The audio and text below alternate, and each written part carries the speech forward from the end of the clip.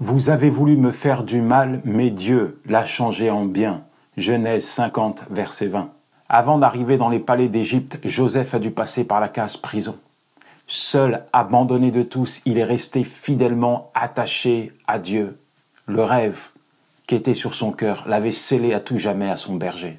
Et chaque jour, il devait avoir les yeux fixés sur lui. En réalité, sa communion avec Dieu le maintenait debout, le maintenait en vie. Et il est resté fidèle à Dieu, convaincu que l'homme n'était pas l'appui de sa destinée, mais Dieu et Dieu seul.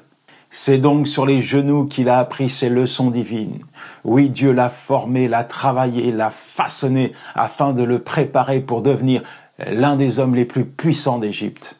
Mon ami, alors que tu es en train de marcher sur ce chemin qui te conduit à ton rêve, je veux te dire une chose, tu vas tomber, tu vas trébucher. C'est pas un souhait, mais c'est comme ça, la vie est faite ainsi. C'est pourquoi tu dois mettre toute ton attention, ton focus sur Dieu et sur Dieu seul, parce que c'est lui qui va te conduire vers ta destinée. Et même si parfois tu as l'impression d'être plaqué au sol, paralysé, ne plus avoir la force de bouger, n'oublie jamais que Dieu tournera les choses en ta faveur. Il changera le mal en bien pour toi.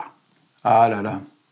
Si j'avais regardé à tous les obstacles qui se sont dressés sur ma route, à toutes les portes qui se sont fermées, à toutes les critiques, à toutes les flèches qu'on m'a envoyées, je pense que je ne serais pas là aujourd'hui. Trop dur, non, je n'y arriverai jamais.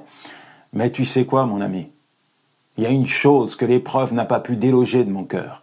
C'est celle-ci. Dieu est fidèle. En fait, la fidélité de Dieu, je l'ai expérimentée dans les vallées les plus sombres de ma vie.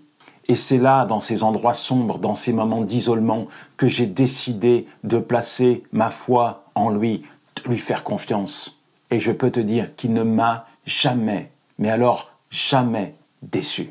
Mon ami, quel que soit ce que tu subis actuellement, continue d'avancer. Le plan de Dieu n'échouera pas, il va s'accomplir dans ta vie. Le monde, la terre entière peut se dresser contre toi, mais il n'y a rien, entends-le, il n'y a rien qui ne pourra faire échouer le plan de Dieu te concernant.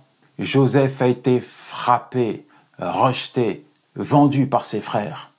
Et ils ont dit à leur père, ton fils, il est mort, plus jamais tu ne vas revoir son visage. Mais ce qu'ils ignoraient à cet instant, c'est qu'en l'envoyant en Égypte comme esclave, ils l'envoyaient tout droit dans l'accomplissement du rêve de Dieu. Alors mon ami, même si tu as l'impression d'être seul à la poursuite de ton rêve et de passer au pressoir de l'épreuve, sache que Dieu est avec toi. Il t'aime et il déplacerait les montagnes pour te faire entrer dans ta destinée. Prends courage, fortifie-toi, médite sa parole, parce qu'avec lui à tes côtés, tu vas y arriver. Et garde au plus profond de ton cœur cette vérité. Toute chose concourt au bien de ceux qui aiment Dieu. Romains 8, verset 28.